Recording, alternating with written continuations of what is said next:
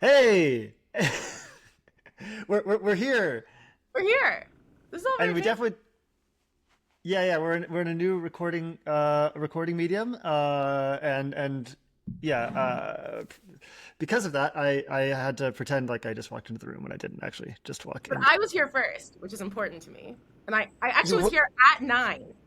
No, I mean, I was here before 9, but at 9 on the dot, you were not here. Which I think raises the question, Yeah, is 9 a.m. 9:00:00 or by 9:00:59? what a great question. No, terrible question. Anyway, the point is I beat you, and that's important to me. The thing that I'm dismayed about is that I didn't have the like allow the person to enter the room thing that I have on Zoom. You were just here. I've lost my control, Hannah. This is Yeah, like yeah. Yeah, what is your relationship with control? unhealthy. In which direction? Are you controlling? Yeah, it's funny in some things. I need to know. I can't be out of the loop. There has Um, to be like a preset dynamic. You have to know who's the boss, who's not the boss. It's okay if you're not the boss, but you have to know who's the boss. yeah. Something like that. You love Um, hierarchy, so it's not like you have to be the yeah, boss. absolutely. No, 100%, 100%. Um, Clarity. I am. I like aspire to be like such a good pawn or drone or something to some established leader or something like that. But in practice, ugh, I'm such a Well, little where, rebellious. where were you yesterday at 6:30 p.m. Eastern time? I was hitting the like button on other people's No King's Day really footage, really doing my part. I was trying to imply that you were like in the military parade. Oh no, No, yeah. not that you would, just that, if you want to be a good pawn, plenty of I'm opportunities. yeah. Yeah, All right. these No one talks about the benefits that rising totalitarianism has, which is that I'm not going to say us, those of you who want to be pawns have more and more opportunities to be subservient to a capricious asshole, which, that's what some people want. No, sorry, you don't like caprice. Clarity. Mandated. yeah. Maybe I should join the Swiss Guard. That'd be dope. I I could serve the Pope. in yellow, your colors. Totally, You crush totally. it with the ruff. They have a ruff? I don't remember. I think so. I think so. Um, wow. Okay, so Hannah, what do you want to say to your father when he comes on? I did notice he didn't answer my call this morning. I hope you have my dad. That would be so amazing. I just hung out with my dad. My dad, I just saw my dad in New York because that's where I was last week. And he really is the best gym buddy, I have to say. No shade to all my You're other gym buddies out there, but you're he out. squatting with pops? Oh, sorry. This is a great opportunity for me to hype my parents. My dad is training for a 20 bridges swim, which means he is swimming around Manhattan in August, the entire island. He is going in at the south end and swimming around the whole goddamn thing. And my mom runs like, I don't even know how many miles every morning. So my dad, when he was in New York, goes and does these like intense swim classes, like with a coach, and then comes and then like joins me in the gym because I can't wake up as early as he does. It's fucking legendary. They must be so disappointed in you. I know, right? What am I doing? I'm like squatting 100. Like, what the fuck? Hardly an athlete at all. That's Doing all right. this intellectual work. That's right. No, they're also professors. Yeah. Yep. Okay, well that helps. All That right. They're helps. just they're just they're just too good. They're too good. Um, yeah, What Hannah, else? I've totally run out of names that will amuse you at all. Uh, I was gonna say, hey, it's like welcome to the sunk talk fallacy, where your favorite washed up lawyer. You like that? Why is rhyming? God, it's so dumb. Oh, all right. I'll give you one from this. I'll give you one from last weekend, from like 4 days ago. Um, you know the concept of micro marriages, Yep. 1 in a million chance of finding your partner. Tries to get people out of the house more. Although, as somebody put it, it's the risk of finding your wife. It's like you gotta be careful with these things. You can't just be Yes. finding your wife on a random Tuesday. It'll really upend your life. Anyway, but obviously not all marriages are created equal. They get better, they get worse. So you don't want to just count like probability of marriage. You got to be thinking more quantitatively than that. quality adjusted wife years.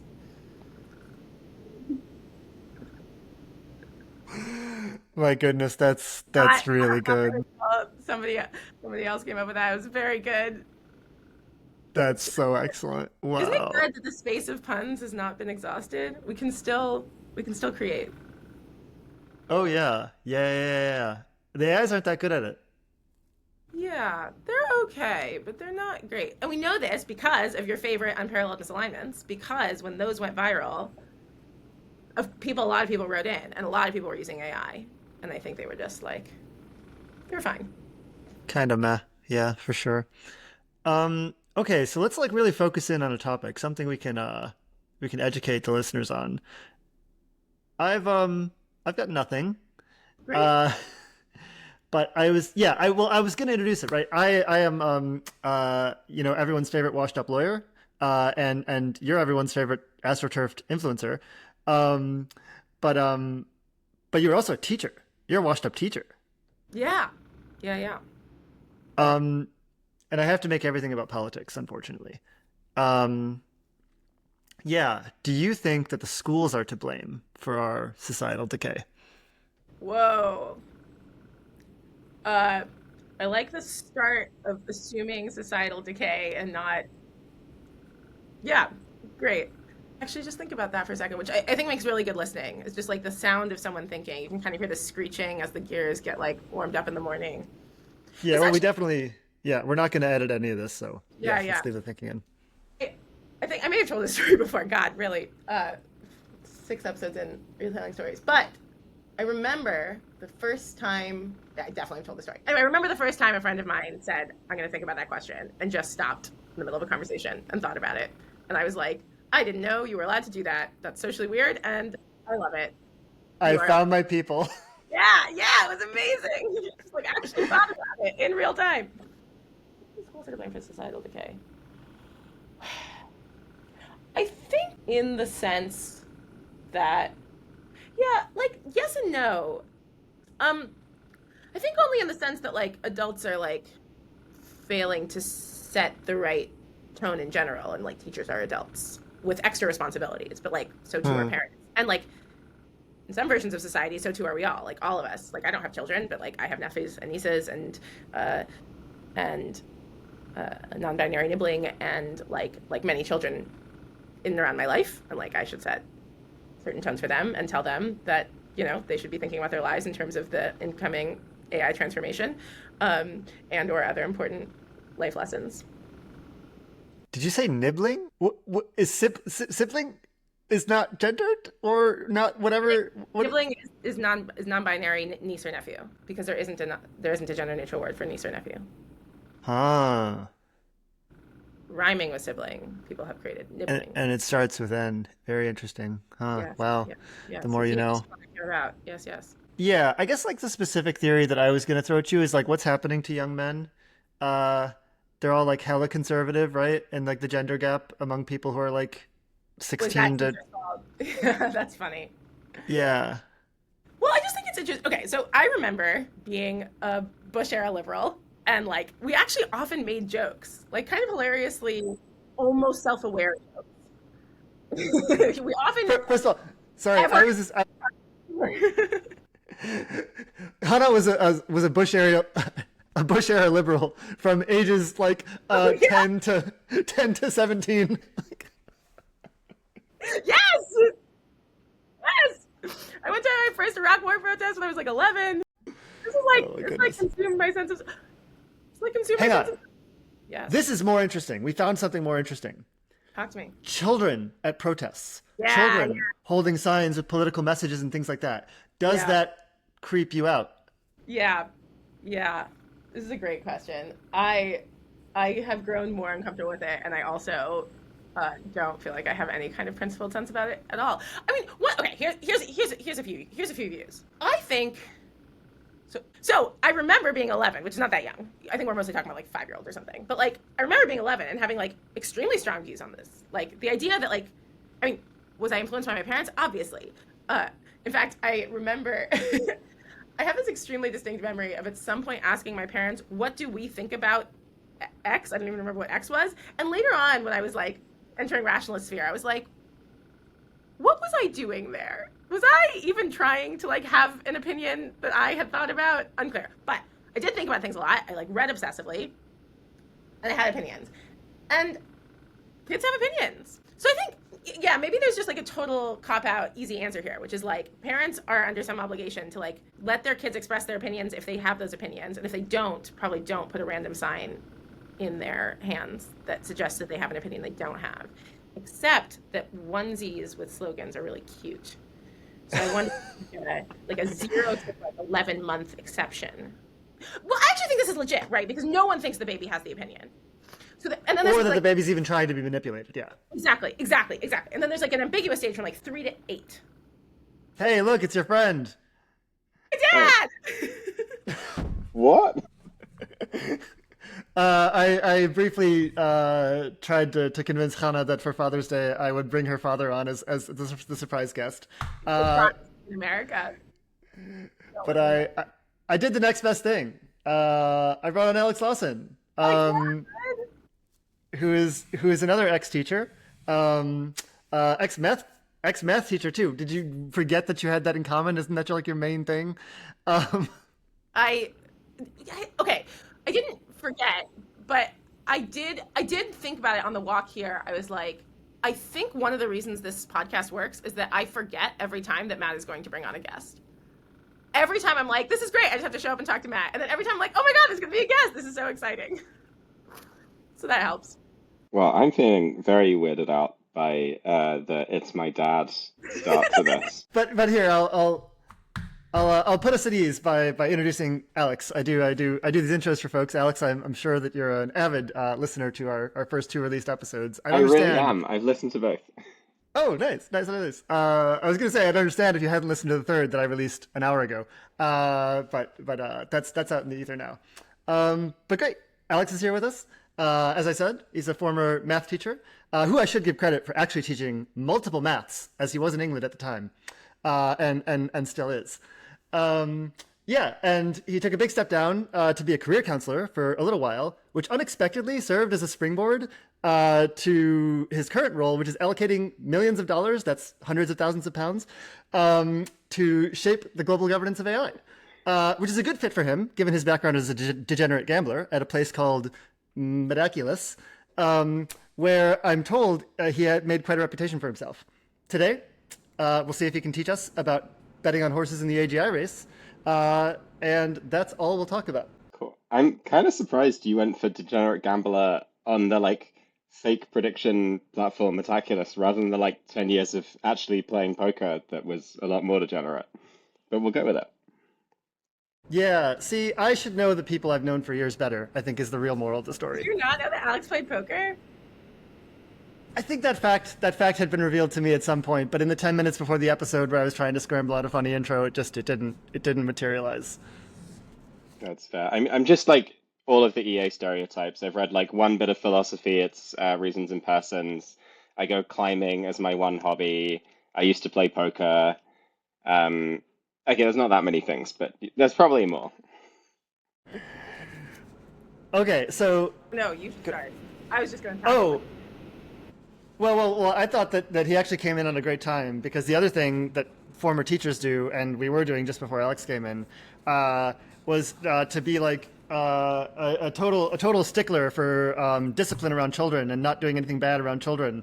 Or, Alex, how do we feel about putting political signs in children's hands at rallies? Is that violating some sort of obligation that we have to the youth? I think I would not do it, especially when you phrase it as like putting political signs in the hands of children. But like, I don't know, if I had kids that wanted to come along to the protest and didn't like fully get all of it, but wanted to be holding one of the things, I'd be like, yeah, man, you do you. Like, are we talking like a baby that can't read and you've just like given them a little like, I'm angry at the thing flag? We came up with all of exactly the same distinctions independently because teachers are the best. Okay, I actually think I want to go back on everything I said though, a little bit. Like I saw, like speaking of, if we're talking about cultural decay, which a little bit we were, and whether teachers are responsible for social decay. One thing going on, which is complicated, is part of parenting for sure, and maybe also part of teaching, though this is more complicated, is teaching about the good and the good life and like how to live a good life and like teaching some versions of ethics. And this is complicated because we do not all share the same conception of the good and we all have to live together. And I think liberalism is an amazing technology for doing that. But when I see kids holding signs that say like no kings, and like obviously that like accords with my political beliefs, so maybe it feels like easy and I don't feel as good when I see slogans I don't agree with. I think that's totally right. But I'm like, yeah, moral teaching is like the point. And then also you have an obligation to get the morality right.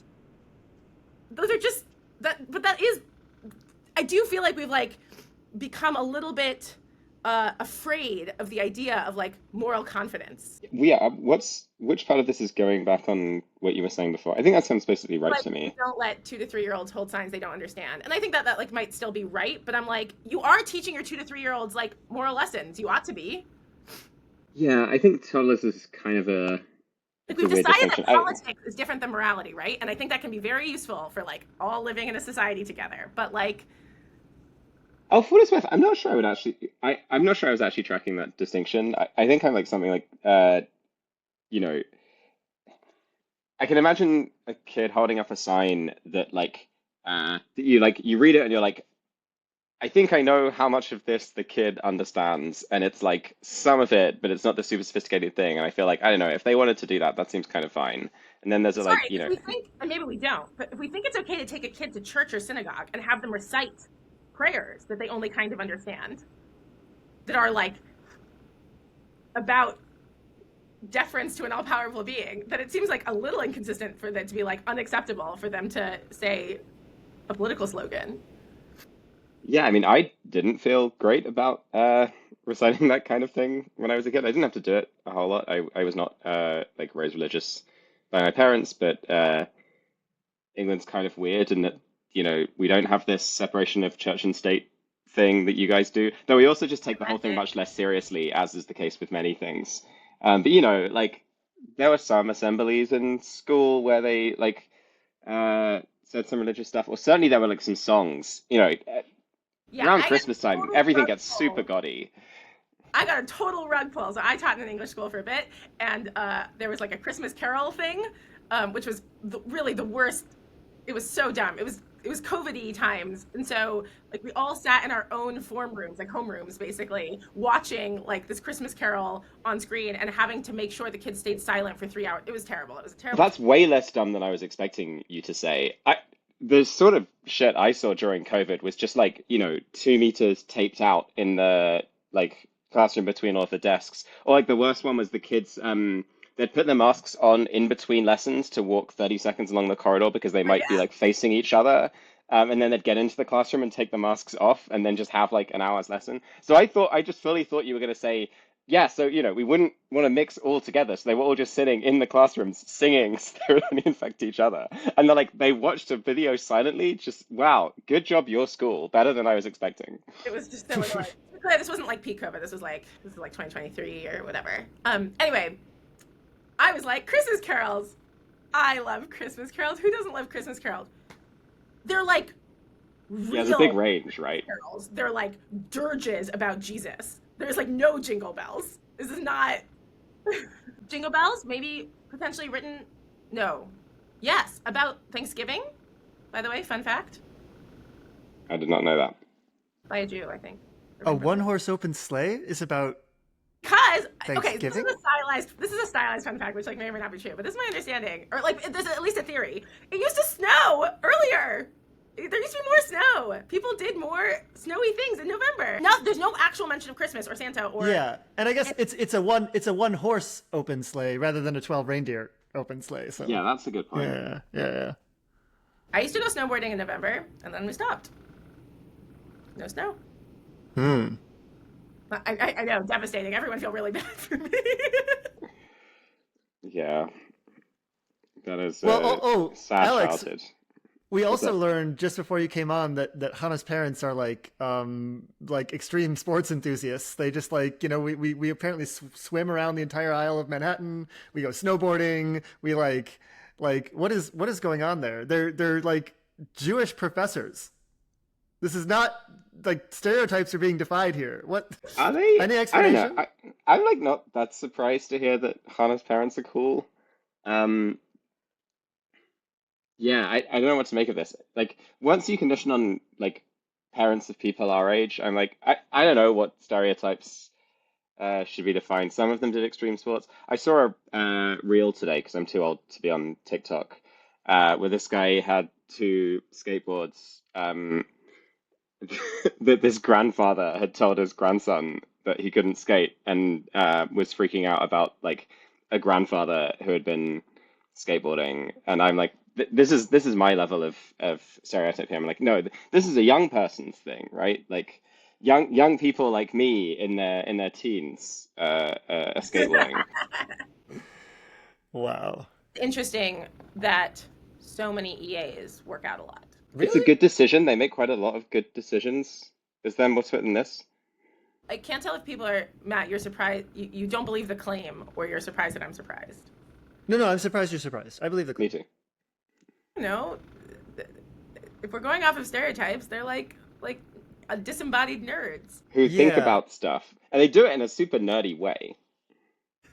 Yeah. Oh, guys, I did something fun a whole week ago. And I can't believe I didn't bring it up. No way. Um, yeah, I know it's a rare occurrence. Um, I brought Andy Maisley, our guest from episode one, to the sauna in London, to meet George McGowan, famous old school gay EA who likes to perv on Andy on Twitter. They never met in person, and I thought, what better venue than a place where they can both be sweaty and half naked?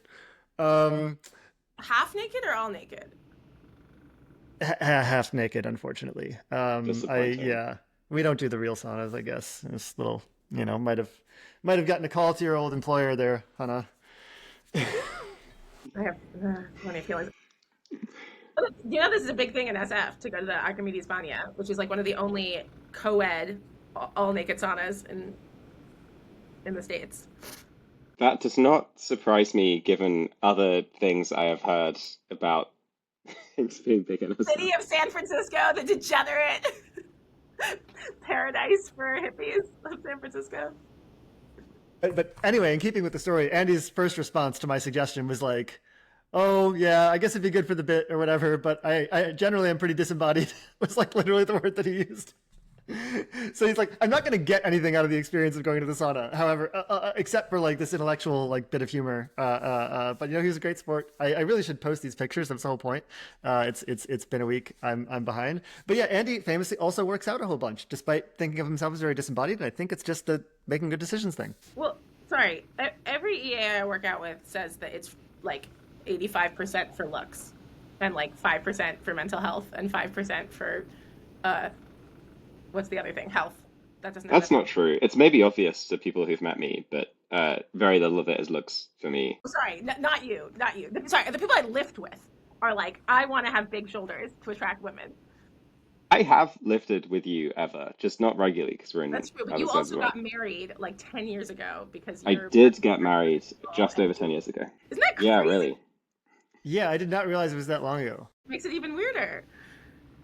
Wait, sorry, what makes it weirder? And he's a teenager, which makes it even weirder. I mean, yeah, he's our age, right? That's right, that's Yeah, right. exactly. No, like early Oh 20s, God. still think of myself as a teen. This is the Wait, real state. this is a great topic. Are you ready? This combines everything we've been talking about so far. Alex, Matt, what if the three of us, and then we'll extend it to EA more broadly, what if the three of us had gone to high school together? What would that have been? Alex, what were you like in high school? I Thinking about It what he wants depends when. to admit.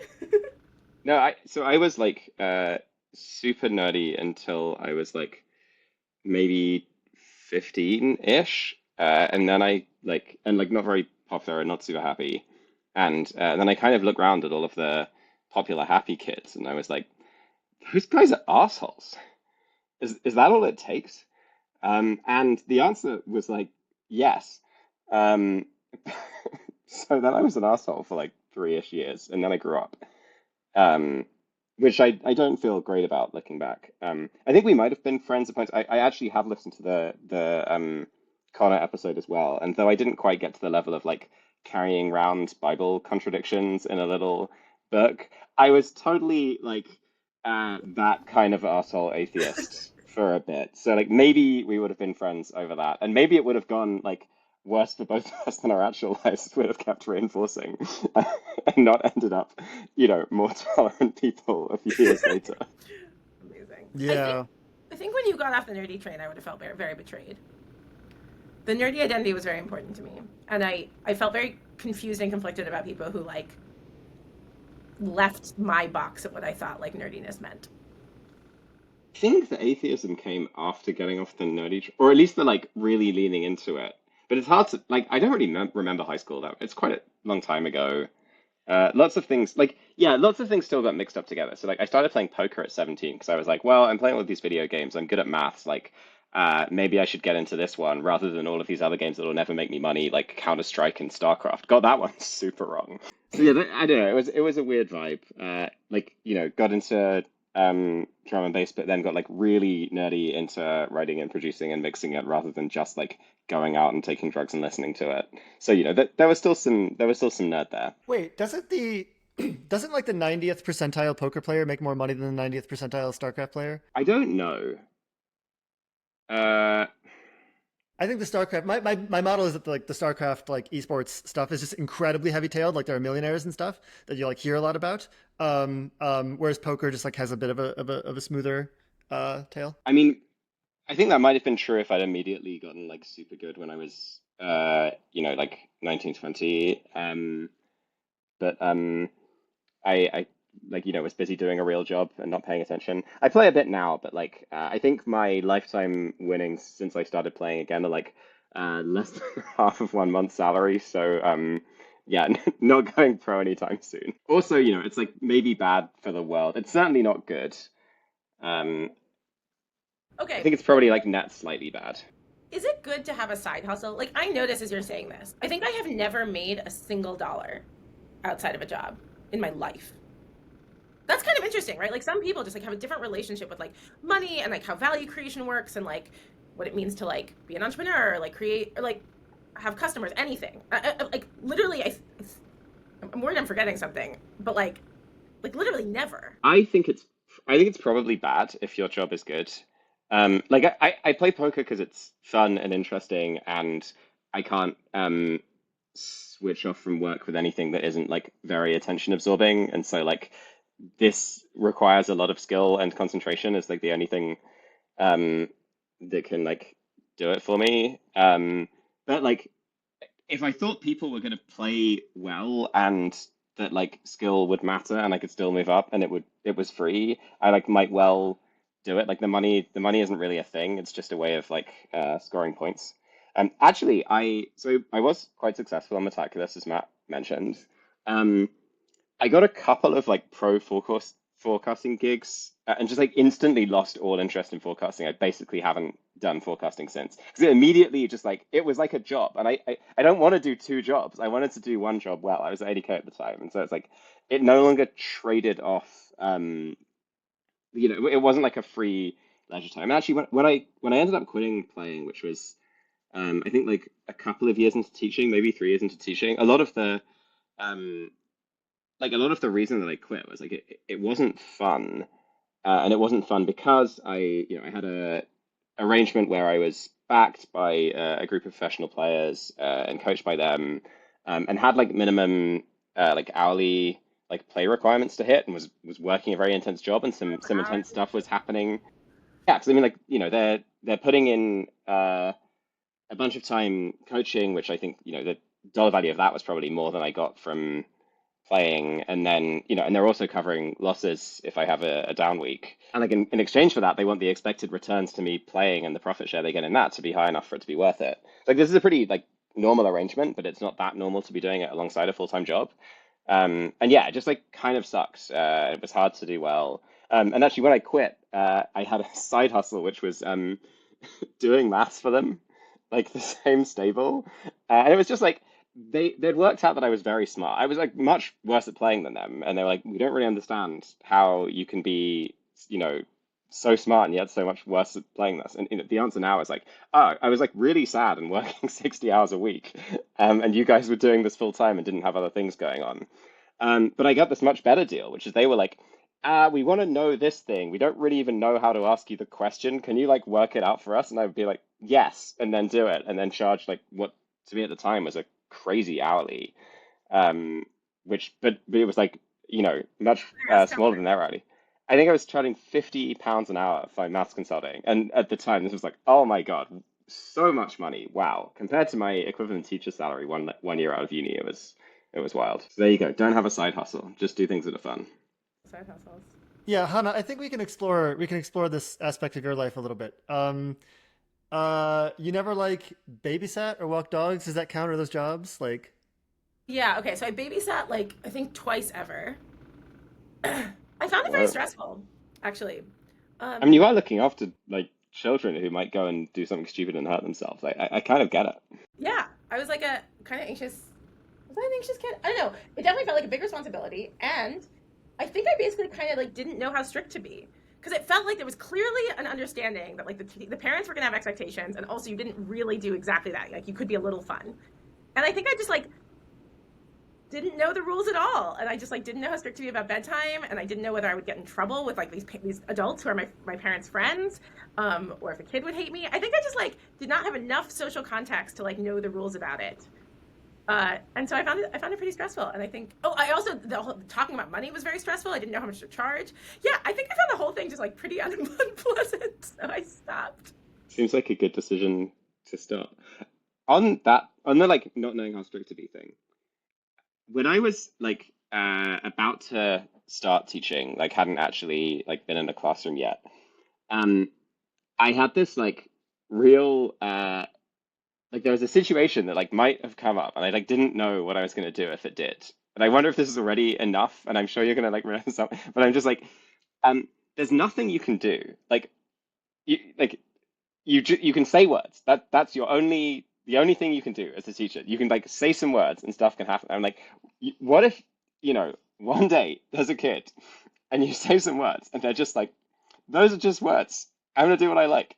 And then you say some more words and they're like, words, man. Like I'm just gonna do what I like though.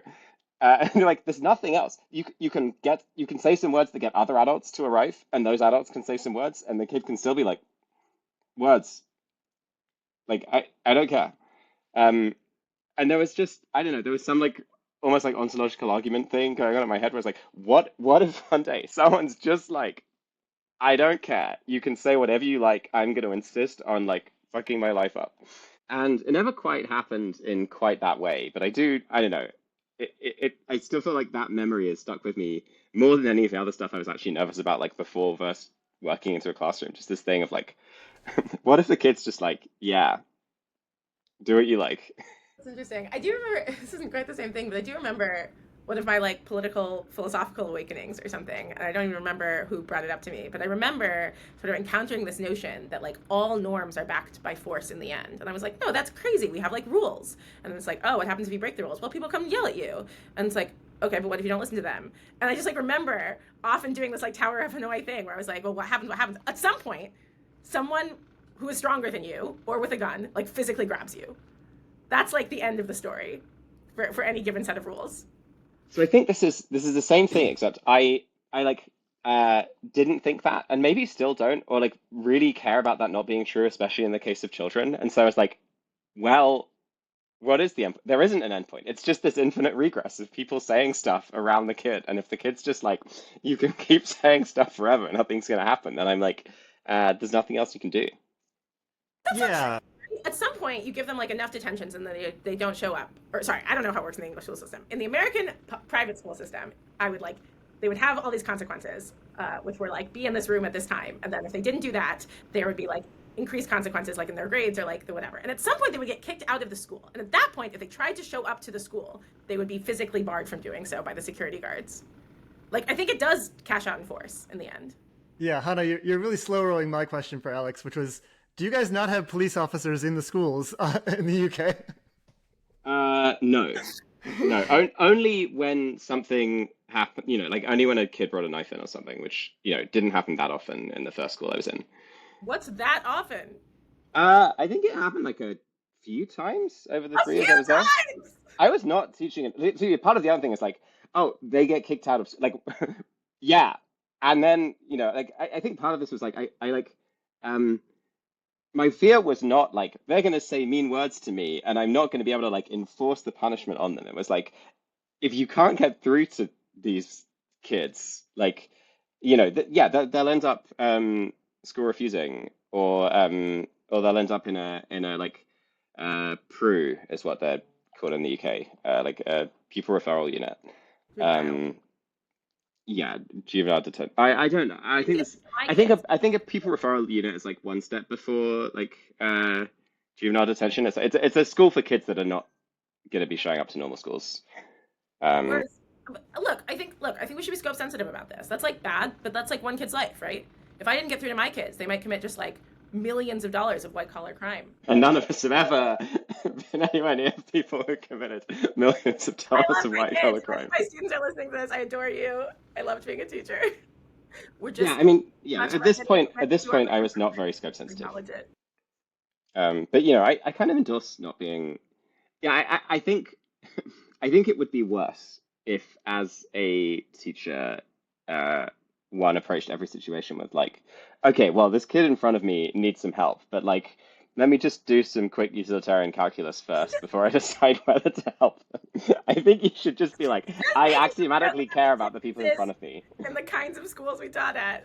Nobody brought a knife to school, as far as I know. Although, fun fact, for those of you who know, Spencer Greenberg, clear thinking researcher, mathematician, etc., he went to the school I taught at in New York.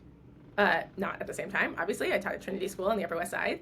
And he says that when he was there in, I guess, the 90s, nope, that's not how old he is, 2000s? In the 2000s, he said people did have knife fights. So the Upper West Side has changed a lot in the intervening 20 years. I Yes, didn't Wow. please. ever witness a knife fight, to my knowledge. That's like one step. Uh, yeah, that's So what pretty bad. happened when the kid brought a knife to school? They were like threatening to, what? Um, yeah, I think there's some posturing. So remember that like there's no gun, or like it's very rare for people to have guns. Yeah, Yeah, I do have to say, either sorry. I totally posturing or accept like self-defense. Or the like more scary. I mean, none of these situations are great. But, like the more scary situation is like they're holding it for someone. it. So do what? Is they're holding it for someone else. So Oh, it's yeah. I will say I don't I accept. actually can't remember. I often didn't know that like uh, I was not the person investigating if this kind of thing happened, right? I had a chair thrown at me. That either ever happened to you guys? That was fun. No, it did not. I mean, I just did not have physical. There was just not. There was not physical danger in my teaching job. I mean, I wasn't. Yeah, I don't think I was in any real danger. Like the kids were not very big. Like Like a whole different level. Nobody threw a chair. Matt, where should we go next? Dear. Let me check my notes. Um, yeah, I didn't have a ton. Oh, I guess I never told you guys what I was like in high school. Um, and it would probably come as very little surprise that to the extent I have grown up. Um, like, that's the part of me you like. So you can imagine just like stripping that away, and I'm just a curmudgeon who doesn't like anyone, especially like extroverted people with passions. So like, I think I would have really hated high school Hana and like not made a secret about it. Uh, Oh, we would and yeah, have never gotten along. I would have hated you so much. yeah, there was even honestly, this is gonna be too on the nose. There was like There one was. Jewish girl in our class. There was one Jewish girl in our class, and she was like super extroverted, and she wanted everyone to be her friend, and she was also super liberal, and just like everything I hated about the world, and I just made it my business to like have us be enemies. Um, Wait, uh, sorry. Can you do a heavyweight? I don't know if you guys listen to the heavyweight podcast. Can we do a heavyweight? Can you? What would you say to her if she ever listens to this podcast? oh, Great so question. sadly, Oh no, it's a sad there's story. like there's a heartwarming end to the story. Lame. Well, very extremely sadly heartwarming end. So a mutual friend of ours committed suicide like years after high school, and we kind of met at his funeral, and we hadn't spoken in years or whatever. And it was the right setting or whatever for her and I to have a talk where she was like, Matt, we were kids, and like it's all like under the bridge, and we hugged it out. So that's what I'd say. That's what I'd say to Yasmin. Hi, Yasmin. How's it going? Sweet. Can I say something wildly inappropriate that you can edit out? Do not Or edit it we'll out. keep in. Should you marry her? What's she up to? Hannah's just trying to throw me off the simp scent, so I quit bothering her. She's like, "Oh, there are other Jewish girls you like. You can just use them. It'll be great." Can we have her on? Oh my god. God, can we have all of Matt's childhood friends on the pod? Yes! I keep in contact with a whole two of them. Sounds like 2 weeks of content. So are we trying to marry Matt off? Yeah, I might have missed this at that. Cool. we're Okay. definitely. so we can stop doing this show finally, God, and give Hannah her Sundays back. But that's the goal. This is like a really, really high effort dating doc. Yeah. I mean, honestly, Alex, from my perspective, kind of, yeah. Hey, ladies, how's it going? Artistic expression, except a high effort dating. And what should we read into the incredible consistency with which you've managed to invite on only white men? Yeah. Yeah. Well, I promised Hannah binders full of white men, and I don't think that we have yet achieved the binders level. So once we have, perhaps we'll open it up to others. But this is not a dating related thing. This is just separate. Well, Matt's scared binders. of women, so.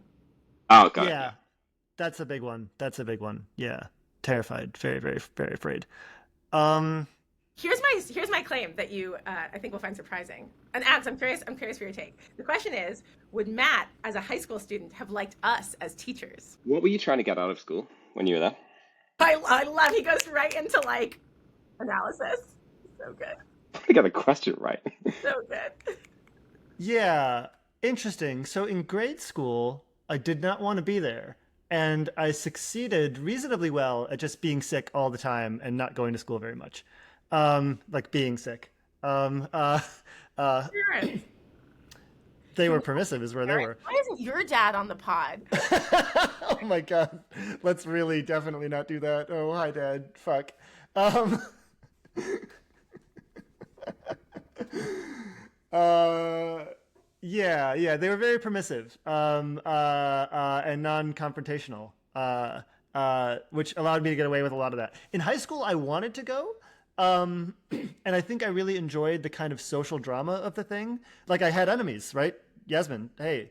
Uh, and I felt like I needed to show up every day and fight my battles. So Alex, that's a little primer on kind of my orientation towards Creating school. your own Bildungsroman, like start Okay, maybe I should have maybe I should have narrowed it down a bit. So I'm like, I think some things I did well as a teacher in the relatively rough school I was in were like having my classroom be a place where like some of the shit that was going down and a lot of the rest of the school like wasn't really going to happen, and people were going to at least attempt to do some learning, and I was not going to like be a dick about it, but we were also going to take things fairly seriously. And then the school I taught at for most of my career was just like pretty easy mode with respect to a lot of things. Like, you know, all of the kids wanted to be at the school. They all liked maths. I taught physics as well, and their attitudes to physics were like much more varied than their attitude to maths. So I did have to have, you know, some things about like, okay, we're both here in this situation. Let's see what we can do about it. Um, I I used to say this too. I did. I don't know. I think you might have liked. So UK high school is different in that everything's exam based at the end. But like when I was in the second school, I quite explicitly like just changed what we were optimizing for between the three like terms we call them, so semesters. So like first two, I was just like, you're gonna learn stuff. You're not gonna ask whether it's on the exam or not. It's gonna like most of it's gonna be relevant. I'm gonna like get you to actually think well about the thing. And I promise, then when there's one term left of the three, we will switch to I'm going to teach you how to pass exams. I'm good at it. You will be good at it. It'll be easier because you've learned the stuff, and we will do it, and you will just crush the exams. But like this is the trade. Well, it's not really a trade because I'm it's this. This But is like the dictator game, and this is what I'm offering. yeah, I did have a lot of a like I don't know when people were like acting. I can imagine Matt like liking the vibe, but maybe not liking the vibe when it was directed at him or something. Like when people are taking the piss, I wouldn't really like engage with it on the level of like you should not do that. I was much like I'm not sure you quite understand what's happening here. Like what's happening here is we're doing this. Uh, not the thing that you're doing. And yeah, You can I'd point almost it out. just be like, This ends in force, so no, I didn't. Okay, I'm I kidding. wouldn't spell out that. I would just be like, I'd be like, unbelievably mistake theory about it. Like, Yeah. oh, it must be the case that you don't understand what everyone else understands because you're doing a different thing to the thing. So I'm just going to explain it to you again, and then you will realize that what you're, which did like kind of work. And I don't know, was fun. I swore in front of the kids a decent amount. I'm not sure if Matt would. Oh, I think Matt probably wouldn't have enjoyed that. I think Teenage Hannah would probably have enjoyed that. I have a permissive parents thing that maybe Hannah knows, but Matt probably doesn't, which is quite funny. So Matt didn't go to school a lot. Uh, Parents permissive. I did go to school, um, but when I was getting my ADHD diagnosis as an adult, I was had to fill in this questionnaire. I had to ask my mum a bunch of questions, and one of them was about like homework when I was a kid. And this is like I think before age 11 or something like that. So it was like I really just needed to like go and ask someone who was actually an adult at the time and remembered stuff. And I was like, it's asking like how I did on homework and what kind of things would happen. And I don't think I got homework in primary school, right? Um, and my mum was like, well, there was just this time when you were you were really small and you'd you'd been given this homework by the teacher and it came back with all of this horrible red pen all over it and you were so upset. And it was, it was just really, really mean. And it completely, my mum really, she taught special ed for most of her career, and she like really does not like the red pen. It's very, very aggressive. It's very mean. So it turned out that she had gone and had a go at this teacher, and basically laid down the law. They just didn't get homework, Wow. We which should I have had had you on for not Mother's Day. requested. This is Mother of the century. God, that would have been so good. the worst thing Um, about teacher. yeah. Love you, Mum.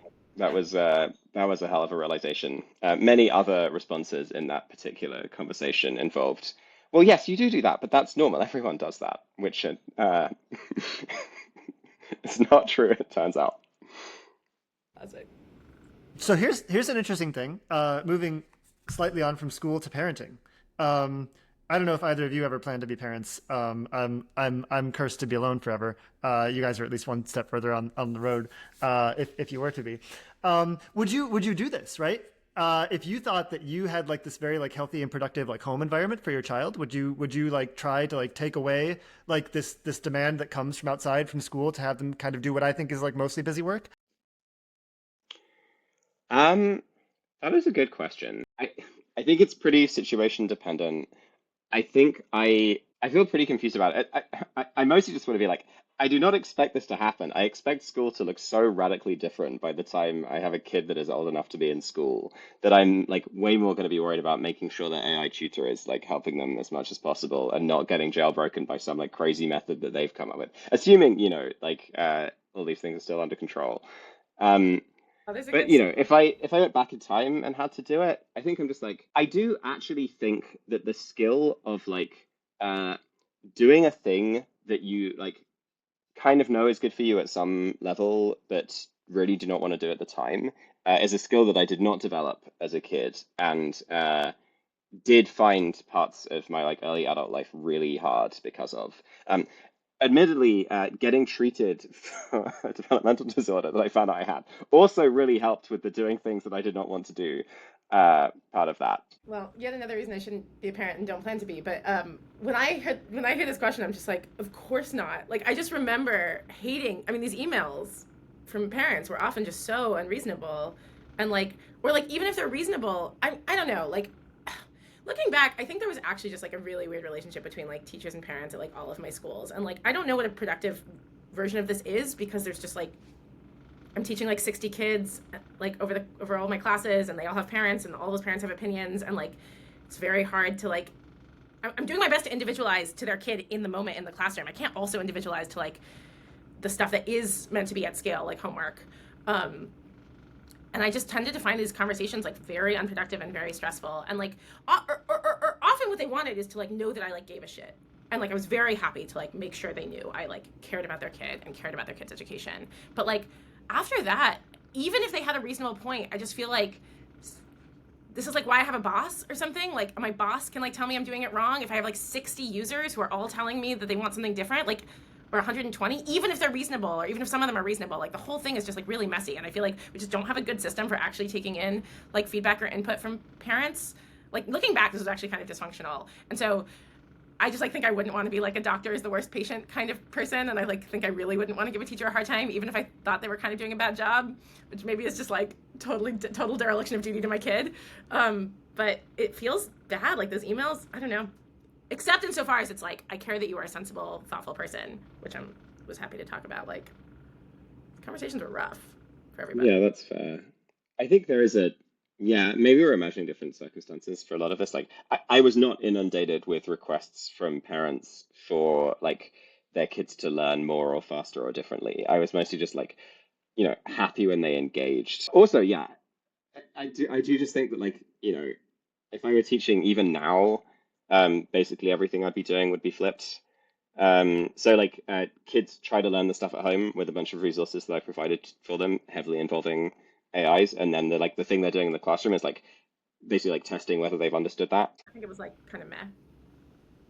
Like when there were really good resources, then I did it. Like there were a couple of courses I taught that Grant Sanderson had good enough videos for that I could use those, and then it like works really well for those. But like yeah, the effort required to like make custom resources for people to learn from scratch usually wasn't enough, or like didn't have time. It feels like it takes away, like, I feel like so much of what I was doing as a teacher is like being some mix of like comedian, circus director, and like motivational speaker. Like I'm trying to like make it reasonably enjoyable and engaging to engage with stuff that you don't default want to engage with.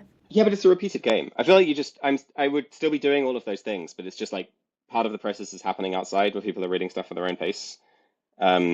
But yeah, and then also like, we solving these problems collaboratively. The thing I really liked was designing a set of problems that you just like work through together, and by the end of it, you know how to do way harder stuff than you could do at the start. And just like do a bit of pre-reading for that, and then you're in the classroom and you're just doing those. I just feel like the flipped classroom worked okay, but like I just feel like, I mean, maybe this is just because of what I enjoyed about teaching, but like it feels like it took away so much of like the social energy of like I'm bantering with this kid, I'm like helping this kid, I'm like giving them I'm like generating an analogy on the spot for the thing they don't understand. Because I'm like, oh, I know exactly where you're missing the idea. Let's talk about it. Let me give you another problem that tests that thing. There's like this like live energy of a classroom, which like I found extremely fun to be in as a teacher, and I hope students found pleasant. But like, The, I Yeah, think you're that sounds referring to right. the live energy of the teacher, Hannah. yeah, well, No, More, I, more I, than the I classroom. really, I get this. I think I definitely like had a lot of this and really enjoyed it. And maybe it wouldn't work, but I'm just imagining like, I don't know, what if the thing they have to do is like read all of this stuff and come in with the three things that make least sense to them, and we're just like arguing about those three at the start. It feels like you're like skipping a little bit, but you can still do the same thing. yeah, I'm just thinking like if you do the loud parts at home and the quiet stuff in class or something, if you like wanted like if you split up math into like the loud parts and the quiet parts, like that feels a little. I mean, to be clear, I thought there were a lot of benefits of a flipped classroom, and I tried it, and I thought there had some benefits, but like it does feel like a little bit missing. I mean, another way you could put it is like teachers have different strengths, right? Hmm. What the best like evidence-based way of teaching is like a very standardized thing. So the thing I'm saying is like extremely in contrast to this evidence. If your skill as a teacher is to be very compelling, then you should do the loud part in class. If your skill as a teacher is like patient, careful, like explanations or just like extremely clear ways of talking about the math or something, then maybe you leverage that in some other ways, like one way Yeah, or another. I And know. Probably. this unclear what to do with AI. For sure, I do not. Yeah, yeah. This is a very like AI centered take. Yeah, I mean, like I'm excited when AIs can be like, "Hey, man, you're not paying attention. Come back." I am not gonna be super excited. Well, I don't know. There's good versions of that. There's also like very, very scary versions of that, right?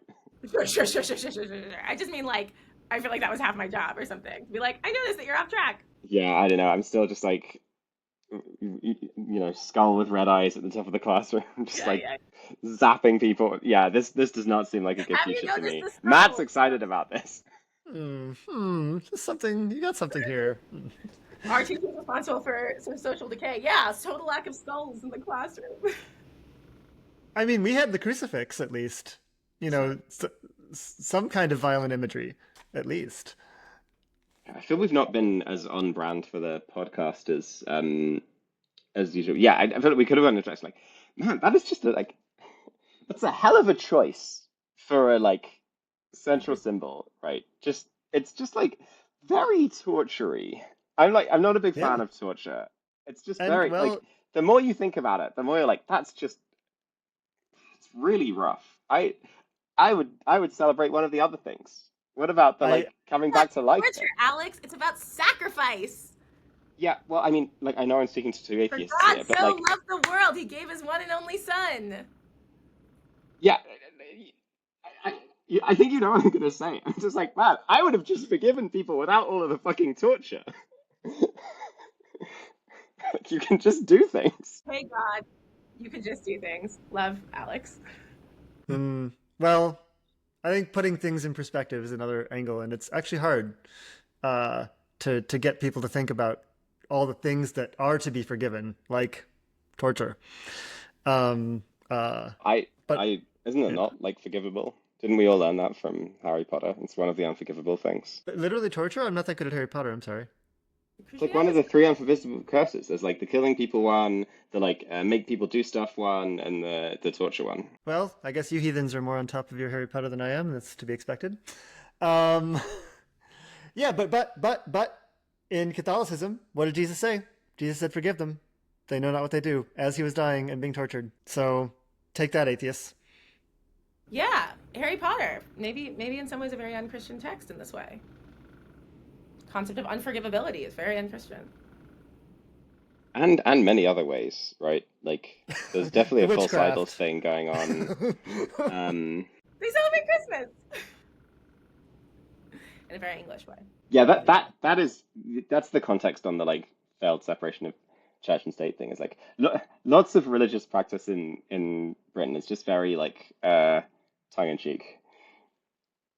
Oh, Well, that's not lots of even quite everything right. in It's just Britain. like but it's yeah, it's just like not that yeah, lots of stuff is not taking that seriously.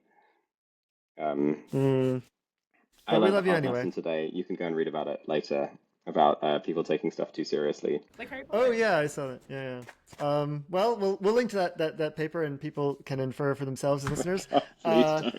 we well, no, not the paper. Sorry, not the paper. The blog post You can link explaining to the the blog post paper. explaining Yeah, how I learned a lesson about internet virality. tight, tight, tight, tight. It'll happen. It'll happen. Um, all right, Alex. Thanks so much for coming on. I need to shoo Hannah to the gym and scold her a little bit. But it's been a joy to see you and to be in three different time zones. I think very fun. Yeah, Thanks all, and thanks for listening, and thanks for writing the cool things and gambling on more important things than you have in the past. All Thanks, right, Alex. bye, Alex. Hannah, Yes. thank. I guess what should I have expected with two teachers other than to get into a long rant about education and how to make it better and make it work or whatever. I'll have my work cut out for me in the editing room, I reckon. But I'll also thank you for carrying the show because I had nothing this week, if you noticed. I a little bit noticed. I'm surprised because you had a whole extra week to prepare. I had a whole extra week to fuck my life up in like 10,000 ways and be kind of sad, is what I had. Wow. Well, on the Patreon only podcast where we talk about your life. It's like, I can let everyone know I'm going to therapy. Wow, I know, fucking crazy, right? been yet? Well, I'm currently trying to arrange a therapist, which is not all that predictive of actually ending up going. But you know, it's a step. That's great. Let me know if I can help. I love taking accountability buddies. Completely Well, like, oh sorry, wait, Hannah, can you be my therapist? Can I get an extra hour a week out of you? $350 an hour, sure. Fuck, damn, that second hour. Bay Area therapist cost. Isn't that fucking wild? Isn't that list like absolutely insane? Well, they know that Effective Ventures budget, is slash I assume 80K and, and, They know and that all the spin mental out health eggs. budget is in there. They're like, we got 5,000 pounds we can milk out of these people. Let's get those rates up. That's right. The truth. Well, no. You know what? We're gonna move on from there. I'm Okay. really curious how you. But you. See, Hannah, this is how I'll pay you for therapy. I will give you all the gossip about my life, and I'm you not will find it hilarious. I And will. You surely you need to like be careful here. Like you need to see like a British like tweed jacket Freudian, like not not some. like an earnest woman who will like make you talk about your feelings. Well, wait, right? Do we want to fix me or do we want to fix me? Like, Will you take it seriously? I worry. yeah, I have plenty of people who I can just talk about what a piece of shit I am, right? I don't. There's not that many people who can like plausibly fix me, and so I need to take the exercise seriously if I'm actually going to like go out and find a neutral person and pay them and all this. You need to take the exercise seriously. I guess I'm like, you need to know who's in charge. And some therapists are more comfortable being like, I'm in charge. That's what's happening here. Instead of like imagine a therapist will often say like this is a collaborative enterprise, which is true. Like the therapeutic relationship is highly predictive of the success of any given therapeutic intervention. And I worry that you'll be like, collaborative? What the fuck is this? I thought I was paying you to crush and scold. In like the 70s, apparently there was this like popular form of group therapy, or like popular, like presumably like, you know, in the weird Bay Area or whatever, where you would show up to like in the hundreds to like this like kind of stage show almost, like somebody I would be on stage and he would like yell at people. He would like scream at them. And that's like how they got therapized. I mean, one day, maybe if I get my own house in order, I can graduate to that. I can be the one yelling. This is so good. All right, well, are you doing your therapy of going to the gym? We'll see. We'll see. You're already in the office at 9 a.m. I'm impressed. Actually, Well done. true. That's so true. I could just work out right now. We'll see. Yeah, so I have some brunch plans, so we'll see if they want to work out instead of going to brunch, which is actually totally plausible. yeah, and then you have to wait for a while after brunch if they don't. But you can still do it.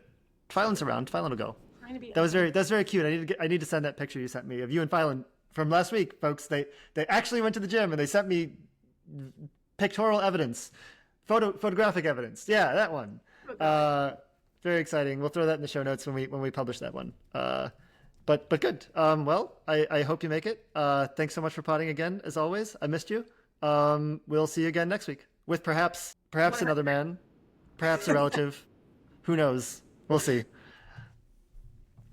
All right, Hannah. Take care. Bye.